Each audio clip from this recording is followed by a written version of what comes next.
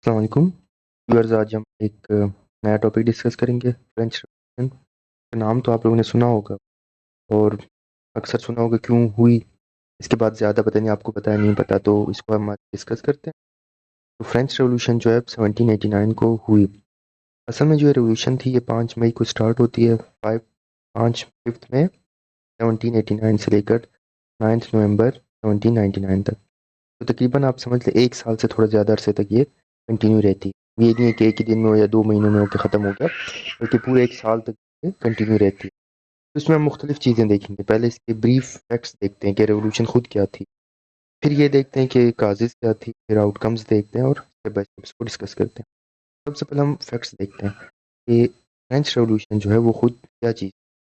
तो ये हम देखते हैं, जो फ्रेंच रेवोल्यूशन की जब हम बात करते हैं तो हमारे सामने दो लोगों का नाम आता है। एक वहाँ का जो बादशाह था, जिसको जो है हम पढ़ते हैं लुई 16th, जो इसको लुइस नहीं पढ़ते, लुई पढ़ते हैं। तो जो बादशाह था वो किंग लुई द 16 था। 16 का मतलब ये इस तरह के लुई नाम के 15 इससे पहले आ चुके थे और ये जो है अब ये आ गए हैं, ठीक है। तो सॉरी 11 जो है ये आ गए। तो इसके बाद जो है फिर इस तरह हम देखते हैं कि नेक्स्ट है दूसरी जो क्वीन थी इनकी, क्वीन मेरी थी, मेरी एंटोनी जो थी। तो ये दो जो है फ्रेंच के वक्त मौजूद थे, बादशाह और महारानी जो है वो ये दो थे। याद भी ना रहे कोई बात नहीं, लेकिन आप लोगों को ये थोड़ा पता होना चाहिए। तो उस टाइम क्या हुआ, उस टाइम जो बड़ी डिमांड चल रही थी, लोग खाना मांग, टैक्सेस बहुत बढ़ रहे थे, खाने पीने कुछ नहीं था, चीज़ें नहीं थी, चीज़ें महंगी थी। तो लोगों की डिमांड जो थी क्या थी, खाना दो। ज़ाहिर है खाना जो बेसिक आपकी रिक्वायरमेंट है, सर्वाइवल है, जब वो ना मिले तो आप क्या करेंगे।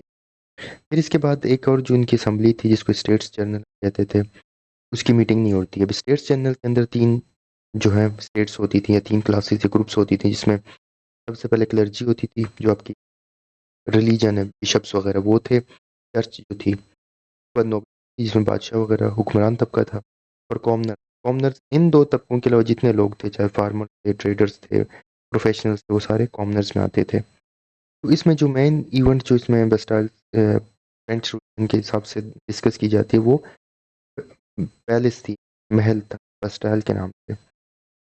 वो असल में ये जो पैलेस है ये एक प्रिजन था। इसमें जो है ये एक खौफ की अलामत थी। यहाँ पे क्या होता था, जो लोग बादशाह के खिलाफ या उस रिजीम के खिलाफ, उस रूल के खिलाफ बगावत करते थे, उसको पकड़ के बस्टाइल पैलेस में अरेस्ट किया जाता था। तो ये जो है बस्टाइल पैलेस थी, सिंबल ऑफ पावर थी, टेरर थी, सारी चीज़ें थी। 14 जुलाई 1789 को इसके ऊपर हमला किया जाता है और कैदियों को निकाला जाता है। यहाँ पे एक मिसकॉन्सेप्शन थी कि इसके अंदर बहुत से लोग होंगे। जब इसको तोड़ा जाता है तो इसके अंदर मुश्किल 11 से 12 लोग जो है कैदी निकल आते हैं। तो मतलब अफवाहें बहुत ज़्यादा थी, असल में ये इतना था नहीं, लेकिन फिर भी ये एक पावर की सिंबल के तौर पे यूज़ होता है। तो बेसिक फैक्ट्स ये थे, फ्रांस था, फ्रांस के अंदर बादशाह था, मलिका थी, लोग खाने पीने की चीज़ें डिमांड कर रहे थे, लोगों की मीटिंग्स नहीं हो रही थी, मतलब बादशाह सारा डिसीजन खुद ले रहा था। और बस्टाइल जो एक पैलेस जो है ये टेरर की जो निशानी बनी थी, इसको तोड़ दिया गया। हम इसमें देखते हैं काजेज़ क्या थी, क्यों मतलब ये रेवोल्यूशन जो है वो क्यों आई। तो सबसे बड़ी तो इसमें नहीं, सबसे जो इम्पोर्टेंट काज थी वो तो इकोनॉमिक ही थी, क्योंकि उसके बाद ही। लेकिन हम इस मेजर इस पे नहीं जा रहे कि इम्पोर्टेंट क्या थी क्या नहीं थी, तो हम मल्टीपल काजेस को लेके चलेंगे। उसमें एक चीज़ ये थी, सोसाइटी की डिवीजन थी। सोसाइटी तीन हिस्सों में तकसीम हो चुकी थी, upper middle and lower class. Upper class मैंने बताई, जैसे क्लर्जी और आपकी जो नोबिलिटी थी वो आती थी, उनके सारे पावर्स वगैरह डिसीजन में सब कुछ उनके पास था, टैक्स भी नहीं देते थे और सारी जो है अय्याशी की लाइफ गुजार रहे थे। मिडिल क्लास जो है, मिडिल क्लास कुछ हद तक बेहतर थी, जैसे आपके आर्मी के सोल्जर्स हो गए, जनरल हो गए, जो कॉमन से बेहतर थे, लेकिन बादशाहों की तरह नहीं थे, लेकिन बादशाहों के साथ उनको उठना बैठना था। और तीसरा जो पोर्शन था वो लोअर क्लास थी। तो लोअर क्लास जो है इसमें बड़ी आप कह सकते हैं रोल जो अदा किया वो भी लोअर क्लास ने अदा किया। फिर आप इकोनॉमिक कंडीशंस देखते हैं, इकोनॉमिक कंडीशन जो है वो बिल्कुल एक डिवीजन थी सोसाइटी में। जो अपर क्लास है वो बहुत ज़्यादा अमीर थी, उसके पास हर चीज़। लोअर क्लास जो उसके पास कुछ भी नहीं था, खाने पीने को भी नहीं, और वो टैक्स भी देते रहे, उनके पास हर तरह की मुश्किलात जो है लोअर क्लास कर रही।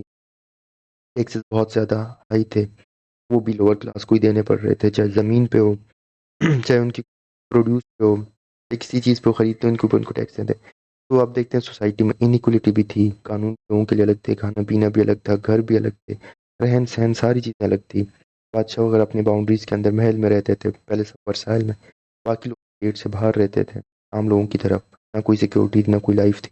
फिर इसी तरह एरिस्टोक्रेसी आप देखते हैं, जो पावर थी फुल डिस्पोटिक थी। बादशाह जो चाहता, जिस तरह चाहता, वो अपनी मर्जी से पावर यूज कर रहा था। तो आप समझ सकते हैं, मतलब उसमें वो अपनी मर्जी चला रहा था, लोगों को नहीं देख रहा था, जो दिल चाहता वो कर लेता था। फिर इसी तरह आप देखते हैं फ्रांस की जो है ब्रिटेन के साथ काफ़ी जंगी रही, 7-8 साल से ऊपर जंगी रही, और जंगों में क्या वो फ्रांस को लॉस हुआ, सारा पैसा जो है जंगों में जा रहा है, और नतीजा कुछ नहीं निकल रहा। नतीजा ये निकल रहा है कि लोग बेचारे जो है गरीब से गरीब तर होते हैं और उनको कुछ भी नहीं मिल रहा। फिर आप देखते हैं रोल ऑफ वुमेन, जो वुमेन ने बड़ा किरदार अदा किया, वो घरों से निकल आई और उन्होंने भी इस रेवोल्यूशन को लीड किया।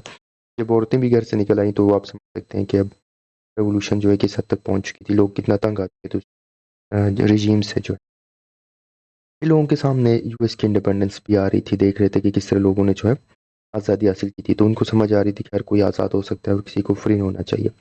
इसके साथ साथ जो है नए आइडियाज़ लोगों के सामने आ रहे थे, जॉन लॉक की आ रही थी, रूसो की आ रही थी और मोंटेस्क्यू की आ रही थी। अब जॉन लॉक वगैरह, रूसो और ये मोंटेस्क्यू, इनके बारे में आप पढ़ें, ये यही बात कर रहे थे, एक सोशल कॉन्ट्रैक्ट की बात कर रहे हैं कि जो है पावर जो है लोग खुद गवर्नमेंट को देते हैं, जबकि गवर्नमेंट के पास कोई पावर नहीं है। फिर वही कहता है कि इंसान जब पैदा होता है तो आज़ाद होता है, लेकिन माशरा उसको जंजीरों में डाल देता है। लॉक भी इस तरह बात करता है कि इंसान जो है वो बराबर है और हर किसी के राइट है और किसी के हुकूक मिलने चाहिए। ये सारी इक्वलिटी की बात कर रहे हैं। मोंटेस्क्यू भी इसी तरह की बात कर रहा है कि एब्सोल्यूट जो है पावर नहीं होनी चाहिए, बल्कि पावर की सेपरेशन होनी चाहिए, हर किसी की जिम्मेदारी होती है और इतने पावर होते हैं।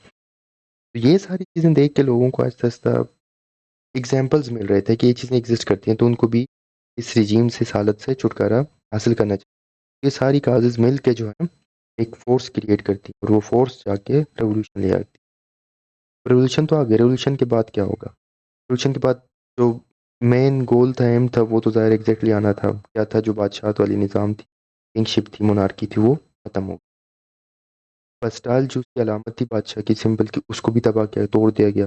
ज़ाहिर जब बादशाह नहीं रहा तो उसकी अलामत जो है डर और खौफ की, वो भी खत्म है। फिर इसके बाद एक और दौर आया, रेन ऑफ टेरर, जिसको ये आम लोग थे, जिसमें जैकोबिन और गेरोडिन्स थे। इन्होंने 1793 से 94 तक जितने जो लोग थे, जो खासकर अपर क्लास थी और जो रूलर्स थे, उनको पकड़ के गिलोटीन करना शुरू किया। गिलोटीन जो एक मशीन थी, जिसके नीचे गर्दन रखी जाती थी और ब्लेड से उसको काट दिया जाता था। तो इस बीच में उन्होंने क्या किया, लोगों की गर्दनें जो है काटनी शुरू की। जैसे आजकल सजा दी जाती है, फांसी दी जाती है, तो उस दौर में गिलोटीन किया जाता था लोगों को। तो आप देख सकते हैं इसमें जो है हजारों की तादाद में लोग जो है गिलोटीन होते गए।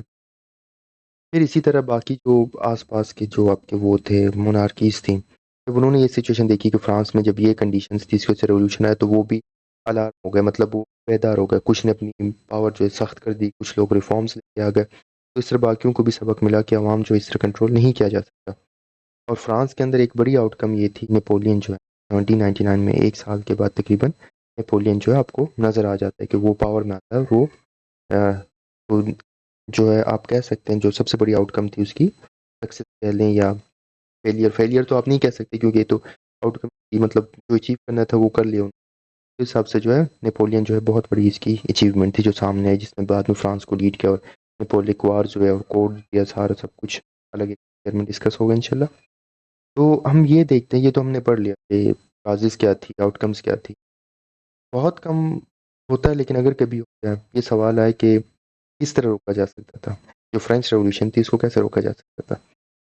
तो इसकी एक छोटी सी आपको मिसाल देता हूँ। कभी भी इस तरह का क्वेश्चन है जिसमें काज आउटकम या काज एंड इफेक्ट हो, तो ये पूछा जाए कि आप इसको कैसे रोक सकते थे। तो इसके लिए बेसिक एक आपको एक कॉन्सेप्ट देता हूँ, तो आप याद रखें। जब भी कोई इवेंट हुआ हो, जो उसके काजेज थे, उनको आप रिमूव करें या उनको सॉल्व करें, ऑटोमेटिकली वो रुक जाता है। पहले हम काजेज को देखते हैं, फिर उसके बाद हम टॉपिक वापस। For example, division of society थी, इकोनॉमिक कंडीशन थी, ये इनइक्वलिटी, इनको आप एड्रेस कर लेते, वो रुक जाता। इसी तरह अगर जंगे आप रोक देते, वो रुक जाता। वुमेन को आप घरों तक कन्फाइन कर, रुक जाता। इन आइडियाज़ को इनको ना होने देते तो ये रुक जाता। लेकिन ये सारी चीज़ें हुई तो इसकी बदौलत जो है रेवोल्यूशन। हम देखते हैं पॉसिबल सॉल्यूशंस फिर भी कि क्या हो सकती हैं जिसकी वजह से ये रुक सकती थी। एक तो ये वेलफेयर स्टेट। वेलफेयर स्टेट ये था कि जो मोनार्की थी वो रिफॉर्म्स ले आते, तो उसकी वजह से जो है रेवोल्यूशन रुक सकती थी। लोग खाना मांग रहे थे, दे देते। हालात सही नहीं थे, टैक्सेस आप कम कर लेते। इसी तरह इकोनॉमिक्स रिफॉर्म्स जो है, जैसे अगर ज़मीनों में आप कह रहे हैं बारिश नहीं हो रही, पैदावार कम हो रही, तो मोनार्की को जाइए, था कि वो उनको एड्रेस करता, उनकी हेल्प करता। फिर जस्टिस का सिस्टम करना चाहिए, अगर कोई बादशाह के खिलाफ होता है या कोई गलती होती है तो उसको आप सुन लेते, उसको मौका देते, उसके बाद इंसाफ करते। ये नहीं कोई कुछ बोले और वो सही भी हो तब भी आप उसको सजा देंगे, और कोई बादशाह के रेस्टों के रिसीट्स में से कुछ करे तो कोई पूछ। तो अब जस्टिस सिस्टम भी ले आते हैं तो बहुत सारी चीज़ें एड्रेस हो चुकी होती हैं। जितना टैक्स अमीर पे लगता है उतना गरीब पे लगना चाहिए, रेवेन्यू के हिसाब से लगना चाहिए था, ना कि ये कि लोअर क्लास ज़्यादा दे और अमीर क्लास कोई भी ना। फिर इस तरह जो जनरल असम्बली थी इनकी, स्टेट्स असम्बली, उसकी मीटिंग होनी चाहिए थी। मीटिंग होती तो लोग जो अपनी आवाज़ पहुंचा लेते बादशाह तक, अपर क्लास तक, उनको समझ आती कि ये मसले चल रहे हैं तो उससे पहले उसको सॉल्व किया जाता। तो ये सारी चीज़ें जो है नहीं हुई, उसकी वजह से ये रेवोल्यूशन आई। अगर ये सारी चीज़ें की जाती तो रेवोल्यूशन जो है मुमकिन है वो ना आती या डिले हो जाती। तो हमेशा जब कोई टॉपिक आए उसमें पूछा जाए कि आप कैसे रोक सकते हैं, जो काजेज़ थे उसको आप रिवर्स करें या उसको मैनेज करें तो आपकी जो इवेंट है वो रुक सकता है। तो उसके बाद कंक्लूजन में हम देखते हैं, तो फिर कंक्लूजन में हमें क्या चीज़ समझ आएगी कि क्या हुआ। कंक्लूजन में हमें ये नज़र आएगा कि अ, ये जो था रेवोल्यूशन जो एक ब्लडी खूनी रेवोल्यूशन था जो कि कामयाब हुआ। जो मकसद बादशाह को हटाना था, मोनार्की ख़त्म करनी थी, वो हो गई, आ गए। और इसकी नेपोलियन जो हमें एक नज़र आया जिसने फ्रांस को जो है एक स्ट्रक्चर दिया, एक ऐसा निज़ाम दिया जिसके ऊपर एक कोड दिया, कोड ऑफ कंडक्ट दिया, जिसकी उसने फ्रांस जो है वो डेवलप करके बहुत आगे तक चला गया। अब इसके अलावा अगर कोई भी क्वेश्चन वगैरह हो, आप लोगों को पूछना हो, कोई क्लेरिफिकेशन चाहिए कोई टॉपिक के हवाले से, तो या तो मुझे ईमेल कर सकते हैं या तो यहाँ पे इंस्टा पे आप मुझे फॉलो कर सकते हैं या बता सकते हैं, मैसेज कर सकते हैं। आई होप आप लोगों को समझ आ गई होगी। Thank you. अल्लाह हाफिज़।